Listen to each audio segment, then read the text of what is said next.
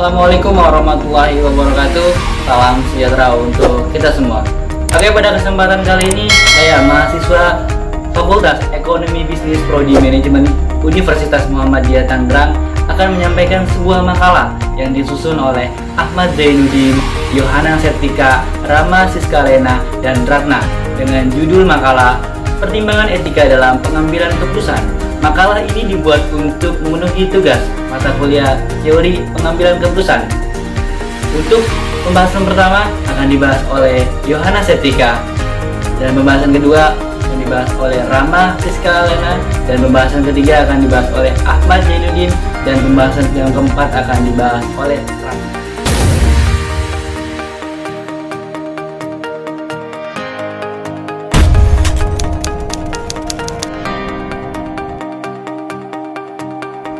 Di sini saya akan membahas pertimbangan etika dalam pengambilan keputusan.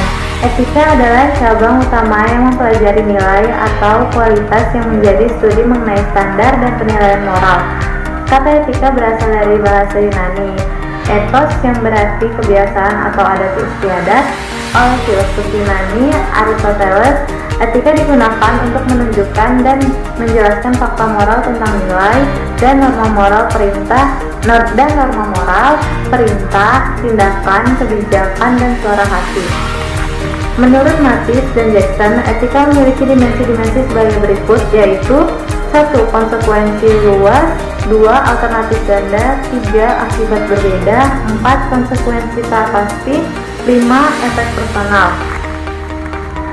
Etika pengambilan keputusan yaitu studi tentang penerapan pertimbangan-pertimbangan moral dalam proses pengambilan keputusan. Pengambilan keputusan dimulai dari merumuskan permasalahan, mencari berbagai alternatif tindakan, menentukan alternatif terbaik, mengimplementasikan keputusan, dan tahap akhir adalah mengevaluasi hasil keputusan.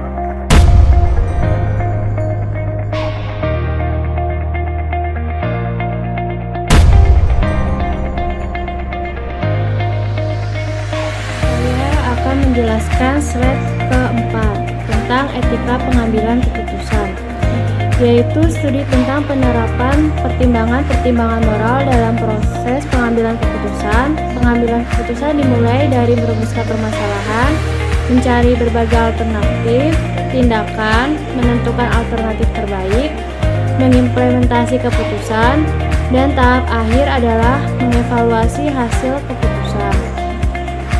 Prinsip-prinsip etika dalam pengambilan keputusan ini ada 4, yaitu autonomi, 2 non-malfeasance, 3 benefits, 4 justice. Kriteria pengambilan keputusan yang etis terbagi 3, yaitu pendekatan bermanfaat adalah konsep tentang etika bahwa perilaku moral menghasilkan kebaikan terbesar bagi jumlah terbesar. Yang kedua, pendekatan individualisme adalah konsep tentang etika bahwa suatu tindakan dianggap pantas ketika tindakan tersebut mengusung kepentingan terbaik jangka panjang seorang individu. Yang C, konsep etika adalah menyangkut keputusan yang dengan sangat baik menjaga hak-hak yang harus dipertimbangkan dalam pengambilan keputusan, yaitu tentang hak persetujuan bebas, hak atas privasi, hak kebebasan hati nurani, hak untuk bebas berpendapat, hak atas proses hak atas hidup dan keamanan.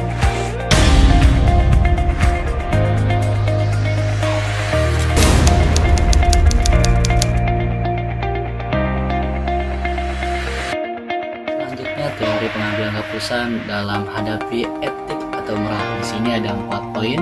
Poin yang pertama, teori utilitarianisme adalah tindakan di mana dimaksud untuk memberikan kebahagiaan atau kepuasan yang maksimal.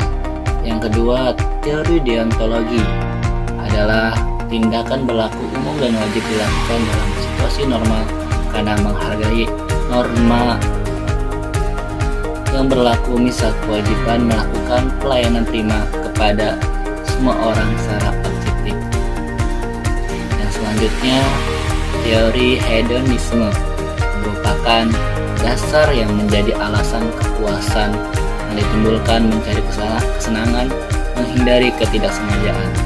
Yang keempat, teori eudonisme adalah tujuan akhir untuk kebahagiaan. Selanjutnya, faktor-faktor yang mempengaruhi pengambilan keputusan. Beberapa tahap yang menjadi faktor keberhasilan sebuah keputusan diantaranya yaitu ada 3. Yang pertama, tahap perkembangan moral. Yang kedua, lingkungan organisasi. Dan yang ketiga, tempat kedudukan kendali.